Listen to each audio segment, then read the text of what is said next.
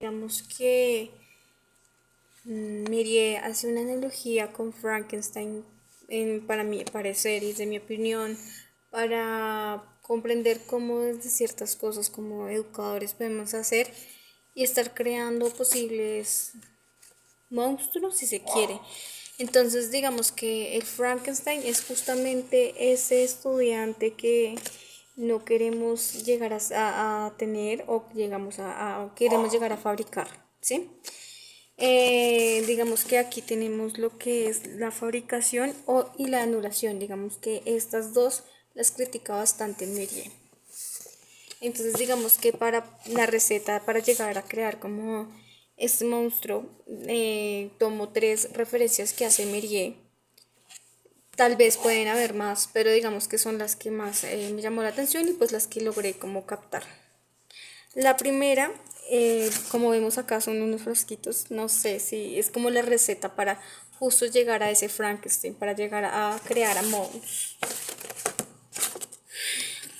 La primera, como podemos leer, es el abandono o la falsa libertad, ¿no? Más adelante los vamos a leer. Luego sería aquí poner la afiliación y la posesión, ¿no? Que esto también viene desde las familias.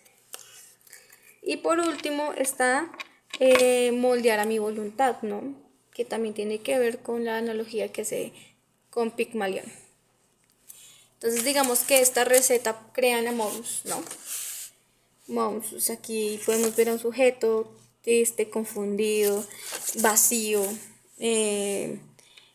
poca capacidad de empatía también puede causar como ese desasosiego, o sea, como toda esta combinación, confusión, miedo, inseguridad, eh, desesperación, frustración, son cosas que pueden, digamos,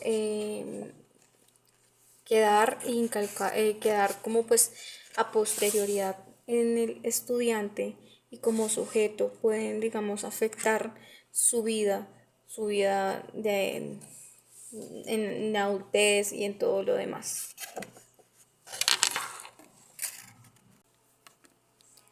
Vamos a empezar hablando sobre lo que María también empieza como a hablar de los primeros capítulos y es sobre el acto educador, ¿no? El acto educador no es lo que se lleva en las instituciones, no es lo que solo enseña un profesor. El acto educador está inmerso tiene que ver con la sociedad, con la cultura en donde nace el sujeto, ¿no? Entonces, desde que nace, desde que adquiere un nombre, esa sociedad a él lo que hace es hacer un acto educativo, ¿no? Entonces digamos que es ahí donde dice que todo hombre nace despojado. Entonces por eso se ha de educar. En este sentido, el sujeto, me va a permitir citar, no puede constituirse a sí mismo mentalmente al margen de las reclamaciones de su entorno. En ese entorno en el que en muy gran medida también lo construye, o bueno, él lo construye. Entonces digamos que no se puede constituir un sujeto al margen de su entorno, de su sociedad, de todo lo que lo rodea, y este a su vez también lo constituye.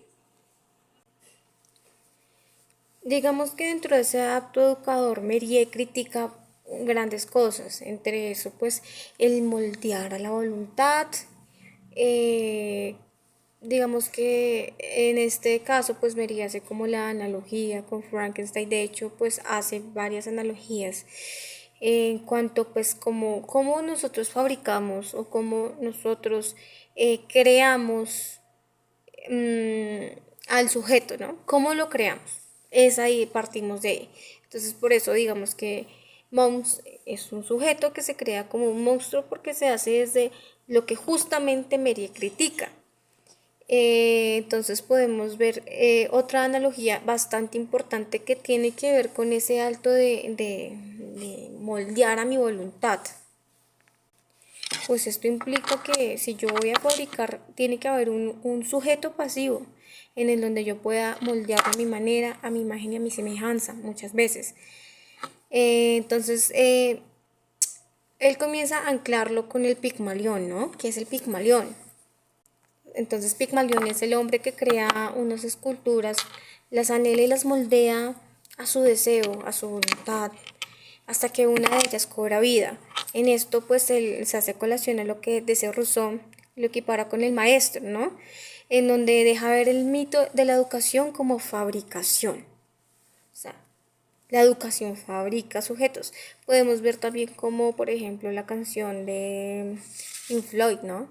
Como estos más bien fabrican, salen como fabricados, ¿cierto? Eso es lo que realmente Mary está criticando al formar a mi voluntad. Entonces se podría decir que la mayoría de educadores son como un Pigmalión, ¿no? Que quieren dar vida a lo que fabrican. Intentan crear un ser que exista por sí mismo y que pueda incluso dar las gracias al educador. Entonces nosotros estamos, ¿a quién queremos educar? Estamos fabricando. Bueno, ya hemos hablado una de las cosas que hace crítica Mirie en este texto, ¿no? Que es como fabricar y moldear a mi voluntad, que más o menos pues, se relaciona con lo que habíamos hablado de Pigmalión. Pero otra de las cosas que veo que él critica bastante es otro de los elementos que ya habíamos puesto dentro de nuestro Frankenstein Mons, que es el abandono y la falsa libertad y la filiación y posesión. Entonces, el abandono y la falsa libertad, ¿no? Entonces, a veces creemos que dentro del acto educativo, darles libertad a los niños es dejarlos simplemente a su merced, o sea, como puedan. Cuando realmente se está cayendo en el abandono. Entonces, hay que reflexionar cuando realmente nosotros estamos dejando en el abandono a aquel sujeto que necesita también tener algunos elementos para poder subsistir dentro de la sociedad, sin que esto implique tener que moldearlos a nuestra voluntad. Entonces, hay dos cosas totalmente delicadas, el abandono y moldear a mi voluntad, ¿no? Porque el niño también necesita, como decía él, formarse como ciudadano. No lo puede hacer en el abandono, tiene que estar interpelado por otros sujetos. Necesita desarrollar una inteligencia histórica, entender su historia, su contexto. Otros autores le llamarían la memoria colectiva. No lo puede hacer solo. Bueno, el otro elemento es lo filial y el creer que algo es de mi propiedad. Creer que los niños, las niñas, los nudos sujetos inmersos son de nuestra propiedad, ¿no? Muchas veces pasa en las relaciones familiares, o bueno, sí, con los padres, que nos creemos que nuestros hijos son de nosotros y que entonces por eso tiene que hacer todo, y eso se relaciona incluso con pues como moldear a mi voluntad, tiene que hacer lo que yo diga, lo que yo quiero y son de mi propiedad. Ahí vamos otra vez a que el sujeto entonces es un sujeto pasivo, es un sujeto que tiene que estarle dándole cositas y que es más, ni siquiera es un sujeto, un objeto de mi posesión. Entonces a veces también recaemos en esa situación. Finalmente, te contesto esta pregunta a modo de conclusión, ¿no? Y es que como maestros creo que es importante entender que somos personas que debemos facilitar el aprendizaje. Somos facilitadores. El mundo está lleno de aprendizajes, de conocimientos, de saberes. Nosotros somos agentes facilitadores. No pretendamos moldear a los niños a nuestra semejanza.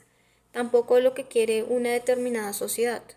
Los niños van a poder eventualmente leer y entender esa realidad a los que están inscritos.